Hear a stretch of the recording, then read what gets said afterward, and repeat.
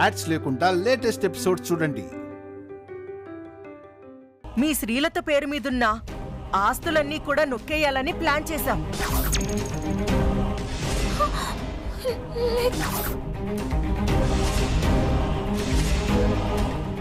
అందుకనే ఇంత డ్రామా ఆడి లత మీ అన్న కూతురని మిమ్మల్ని నమ్మించాం.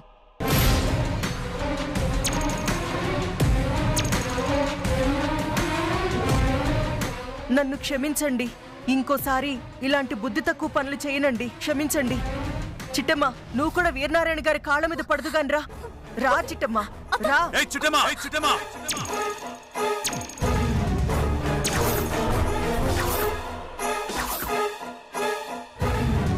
ఎంతకి దిగజారిపోయావో.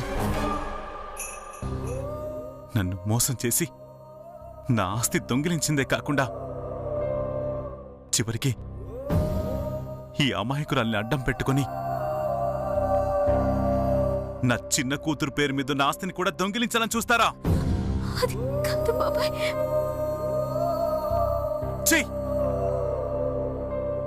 మీ మొహం చూడాలంటేనే అసహ్యంగా ఉంది.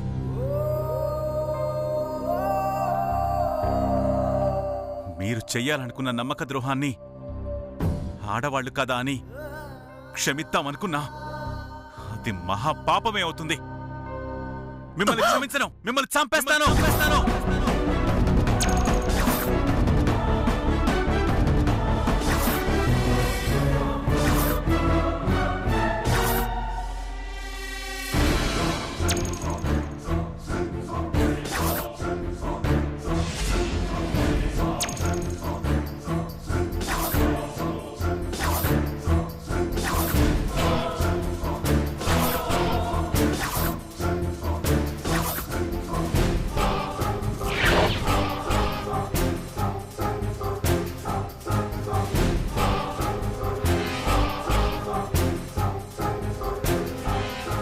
నిజం చెప్తే వీరనారాయణ బాబాయ్ నమ్మడు. ఇప్పుడు నేను నిజం చెప్పకూడదు. నేను ఊహించినట్టే జరిగితే వీరనారాయణ బాబాయ్ దగ్గర కాంత మొత్తం నన్ను ఎరికించేస్తుంది. అదే జరిగితే వీరనారాయణ బాబాయ్ నా మాటలు నమ్మడు. ఇప్పుడు నిజం చెప్పడం కంటే లతే జమీందారి గారి కూతురు అన్న సాక్ష్యం సంపాదించిన తర్వాతే నిజం చెప్పాలి. అప్పటిదాకా ఏమీ తెలియనట్టు మౌనంగానే ఉండాలి. కాంతమ్మా, అడుగుతుంటే మాట్లాడవేంటి? నా ఆస్తి నాకెప్పుడు తిరిగిస్తున్నావు? ఇస్తాను బాబు, ఖచ్చితంగా ఇస్తాను. ఒక్క 2 వారాలు ఆగండి. 2 వారాలు మాత్రమే ఆగుతాను. చిట్టమ్మా, మన లతకి తల్లిదండ్రులు దొరికారన్న శుభవార్త కదా నువ్వు నాకు చెప్పాలనుకుంది?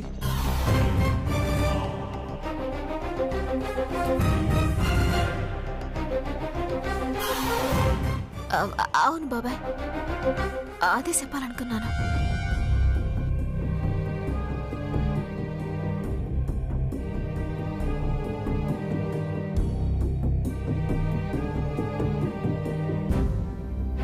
అంతేకాదండి, మా అత్తయ్య గారు కూడా మేయర్ అయ్యారు.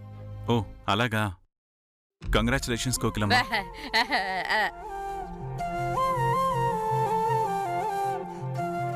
నా ఇంటి పని మనుషులు ఒకరేమో కార్పొరేటర్ అయ్యారు, ఇంకొకరేమో మేయర్ అయ్యారు. నాకు చాలా గర్వంగా ఉంది.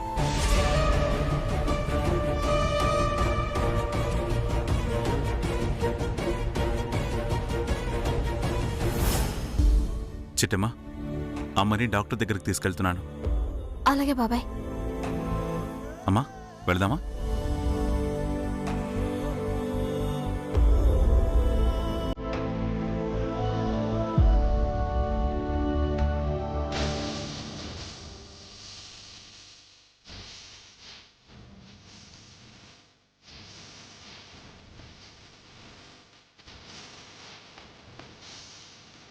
బాలరాజు, బాలమణి, మీ అమ్మాయిని తీసుకొని రండి. రామ్మా.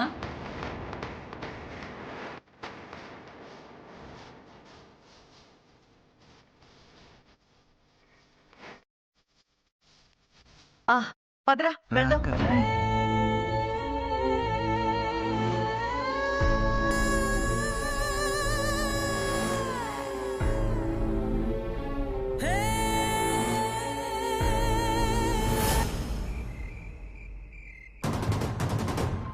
ఇప్పుడు చెప్పు సెల్లి, ఆ వచ్చిన వాళ్ళు నిజంగా మీ అమ్మ నాన్నేనా? నువ్వు వాళ్ళ కూతురివేనా? అవునక్క, వాళ్ళు నిజంగా మా అమ్మ నాన్నే. నేను వాళ్ళ రక్తం పంచుకు పుట్టిన కూతుర్నే. ఆపు! అబద్ధం చెప్పడానికి కూడా ఓ అర్థం ఉండాలి. నువ్వు శంకరనారాయణ గారి చిన్న కూతురువని, జమీందారు గారింటి బిడ్డవని మాకు తెలుసు, నీకు తెలుసు. అయినా సరే ఆ వచ్చినోళ్ళని మీ అమ్మ నాన్న అని చెప్పావంటే దాని వెనకాల ఏదో బలమైన కారణం ఉందని నా నమ్మకం. చెప్పు సెల్లి, నీతో అబద్ధం చెప్పిస్తుంది ఎవరు? వాళ్ళే మీ అమ్మ నాన్నని చెప్పమంది ఎవరు? చెప్పు సెల్లి, చెప్పు. అయ్యో, నేనెందుకు అబద్ధం చెప్తానక్క? మనస్ఫూర్తిగానే చెప్తున్నాను. ఆ వచ్చిన బాలమని బాలరాజులే మా అమ్మా నాన్న. అబద్ధం చెప్పకు లత. ఇప్పటికే మా అమ్మ మాటలు నమ్మి నీకు నువ్వు ద్రోహం చేసుకుంటున్నావు. నువ్వు జమీందారు గారి ఇంటి బిడ్డవైనా ఈ ఇంటి పని మనిషిగా బతుకుతున్నావు. ఇంకా ఇంకా ఎన్నాళ్ళు ఇలా బానిసలా బతుకుతావు? నా మాట విను.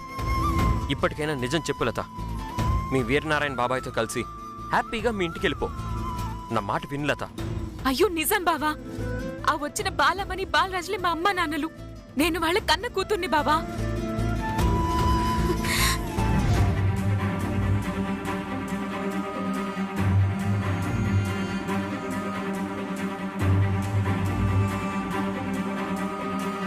నువ్వు అబద్ధం చెప్తే నేను సచ్చినంత ఒట్టు. అక్క, అవును, నేను నీ అక్కనని నమ్మితే నువ్వు నిజంగా నన్ను అక్కలా ప్రేమిస్తే నా మీద పొట్టెట్టి నిజం చెప్పు. వచ్చిందెవరు? చెప్పు లత, చెప్పు.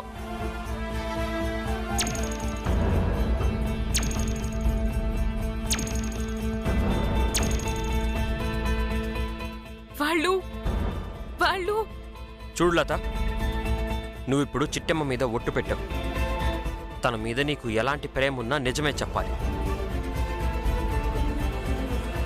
చెప్పు, వచ్చిన వాళ్ళు నిజంగా మీ అమ్మ నాన్న కాదు కదా? మా అమ్మ పంపిస్తే వచ్చారు కదా? చెప్పు లత. అది బావా, వాళ్ళు నువ్వు నిజం చెప్పు లత, లేదంటే ఇక జీవితంలో నీ మొహం కూడా సోను. అక్క, కరవమంటే కప్ప కోపం, విడవమంటే పావు కోపం. నిజం చెప్తే మా నానమ్మకు ప్రమాదం. నీ మీద ఒట్టు పెట్టి అబద్ధం చెప్తే నీకు ప్రమాదం.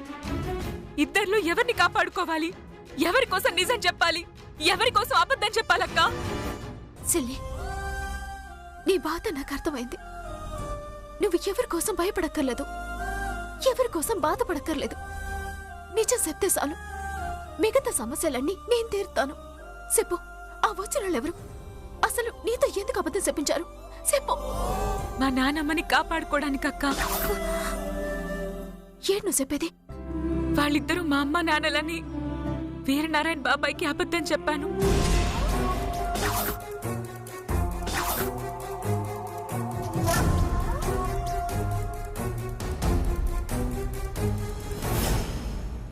ఏడ్ చెల్లి, నానమ్మని కాపాడుకోవటానికి అబద్ధం చెప్పావా? అవునక్క, నేను గనక శంకర్ నారాయణ గారి చిన్న కూతుర్ని అని నిజాన్ని బయట పెడితే మా నానమ్మని చంపేస్తానని కాంతమ్మ గారు బెదిరించారక్క.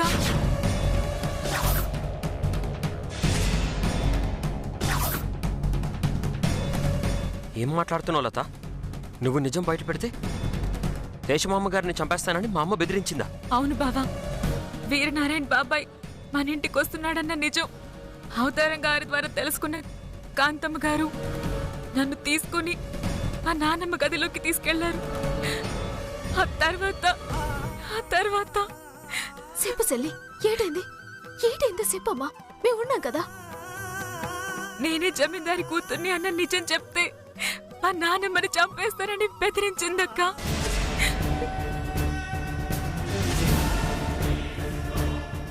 నానమ్మకు బలవంతంగా విషం తాగించడానికి ప్రయత్నించిందక్క.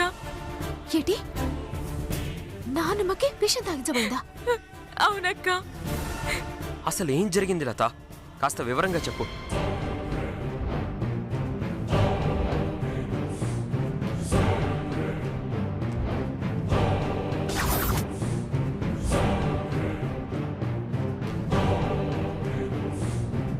ఏమైందమ్మగారు? ఎందుకు నన్ను ఈ గదిలోకి లాక్కొచ్చారు? ఒక్కసారి అటు చూడు.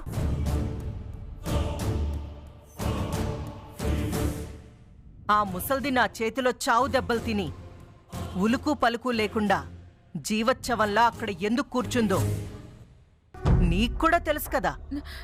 నాకేమీ తెలీదండి, నాకేమీ తెలీదు. అయితే ఇప్పుడు తెలుసుకో. ఆ ముసల్ది అదే మీ నానమ్మగారు, ది గ్రేట్ జమీందార్ శంకర్ నారాయణ గారి తల్లి.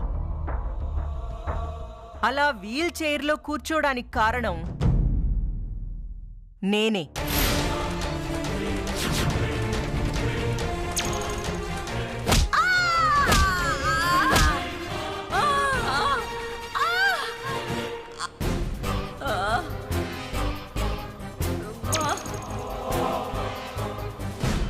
దాని తల పగలగొట్టి దాన్ని సజీవ శవంలాగా అలా కూర్చోబెట్టాను.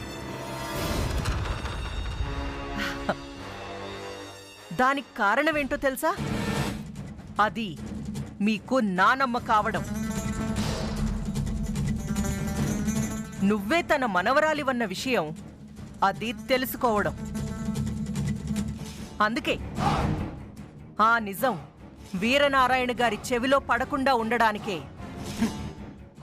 దాని తల పగలగొట్టి అక్కడ వీల్ చైర్లో పడేశాను.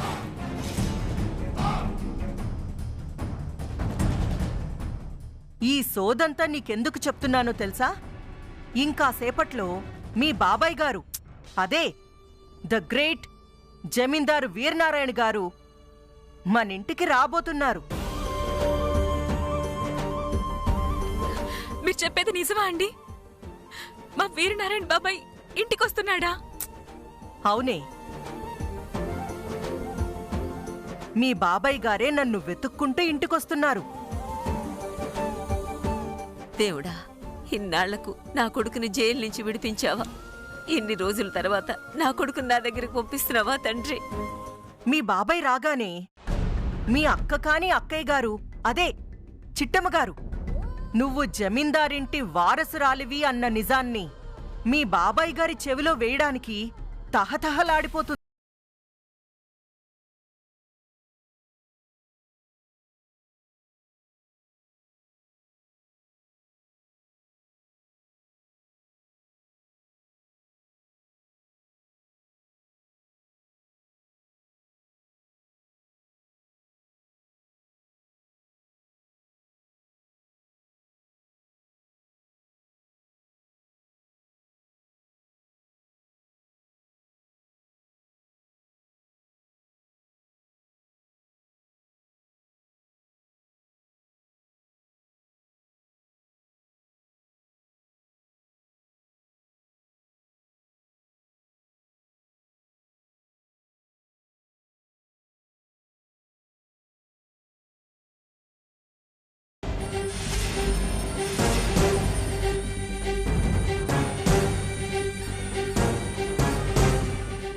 ఏంటే, నిన్ను ఎప్పటినుంచి పెంచానో తెలుసా? రెండేళ్ల వయసు నుంచి నేను నిన్ను పెంచాను. నా కన్న బిడ్డలతో సమానంగా నిన్ను పెంచి పెద్ద చేశాను. అలాంటి ఈ కాంతమ్మని వదిలేసి మీ వీరనారాయణ బాబాయ్తో పోతావా? అదేంటమ్మగారు అలా మాట్లాడుతున్నారు? ఇలాగే మాట్లాడతాను. చూడు, నిన్ను పెంచి ఇంత పెద్దదాన్ని చేసింది మీ బాబాయ్ గారు రాగానే ఊపుకుంటూ వెళ్ళి ఆయన చేతిలో పెట్టేయడానికి కాదే. ఆస్తి, నాకు ఆస్తి కావాలి. నీ పేరు మీదున్న 50 ఎకరాల పొలం నాకు కావాలి. ఓసి రాక్షసి, నా చిన్న మనవరాల్ని దొంగిలించింది నువ్వా? దాని పేరు మీదున్న 50 ఎకరాల ఆస్తి కోసమా? నువ్వు అడిగితే నా యావదాస్తిని ముష్టిలా పడేసేదాన్ని కదే. కాంతమ్మ గారు, మీకు కావాలంటే మా బాబాయ్కి చెప్పి ఆ 50 ఎకరాలతో పాటుగా ఇంకో 100 ఎకరాలు ఇప్పిస్తానండి. దయచేసి నన్ను వదిలేయండి. నా మాట వినండి. వదలను. నువ్వు జమీందారింటి వారసురాలివని, నిన్ను 2 ఏళ్ల వయసులో ఉన్నప్పుడే నేను కిడ్నాప్ చేశానని పొరపాటున మీ వీరనారాయణ బాబాయ్కి తెలిసిందో వాడి బుల్లెట్కి బలైపోయేది నేనే. అలా జరగకుండా ఉండాలంటే నిజం నీ గుండెల్లోనే సమాధైపోవాలి. పెట్టు. మీ నానమ్మ మీద ఒట్టు పెట్టి నువ్వు శంకరనారాయణ గారి కూతురు అన్న నిజాన్ని ఎప్పటికీ ఎవ్వరికీ చెప్పను అని ప్రమాణం చేసి మరీ చెప్పు. చెప్పు చెప్పు. కాంతమ్మ గారు, నేను చెప్పలేనండి. నేను చెప్పలేను. అయితే నేను చెప్పేది జాగ్రత్తగా విను. అవతారం. అలాగే అక్క.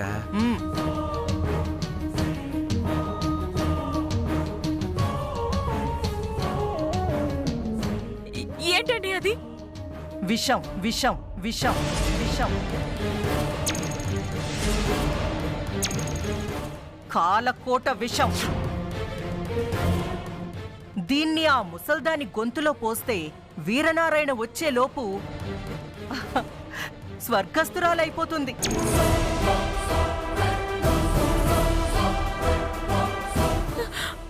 అంటే మా నాన్నమ్మని చంపేస్తారా అండి? ఏవైనా డౌటా? నీ ముందిప్పుడు 2 ఆప్షన్స్ ఉన్నాయి. 1, మీ నానమ్మ ప్రాణత్యాగం చెయ్యడం. 2, నువ్వు జమీందారు కూతురువి అన్న నిజాన్ని త్యాగం చేయడం. మీ నానమ్మని చంపుకుంటావా? నువ్వే జమీందారు కూతురువన్న నిజాన్ని చంపుకుంటావా? చెప్పు. అది కాదండి. నేను చెప్పేది వినండి. నా పరిస్థితి అర్థం చేసుకోండి. నా మాట వినండి. అక్క, ఇది ఎలాగూ మన మాట ఎందుగాని నేను ఇలా ముసలిదాన్ని చంపేస్తానక్క. ఇంకా ఎందుకురా ఆలస్యం? వెళ్ళి చంపే. వెళ్ళు. అలాగే అక్క.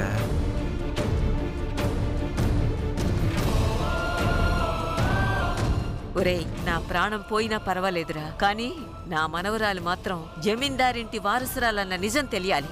పొయ్యిరా, పొయ్యి. మీకు దండం పెడతానండి. మా నాన్నమ్మ గారిని చంపొద్దండి. మా నాన్నమ్మని చేయొద్దండి. వద్దండి, వదిలేయండి.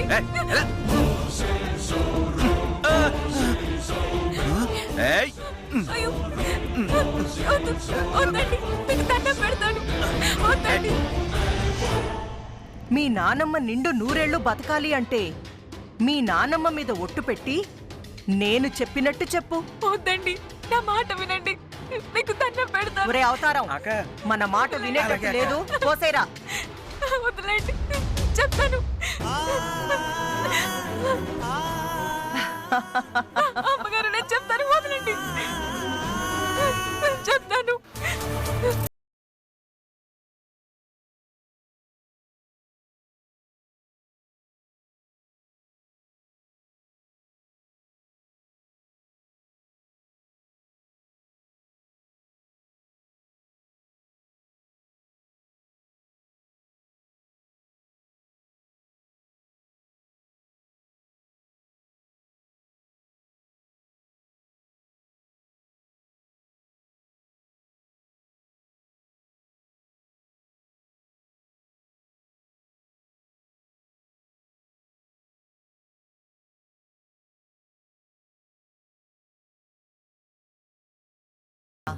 నీ ప్రాణం పోయినా నిజం చెప్పవని నేను నమ్ముతున్నాను.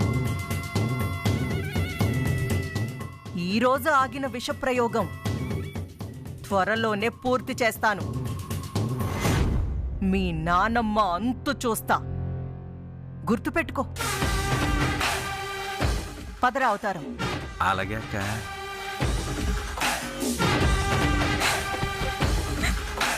చివరిగా ఒక్క మాట.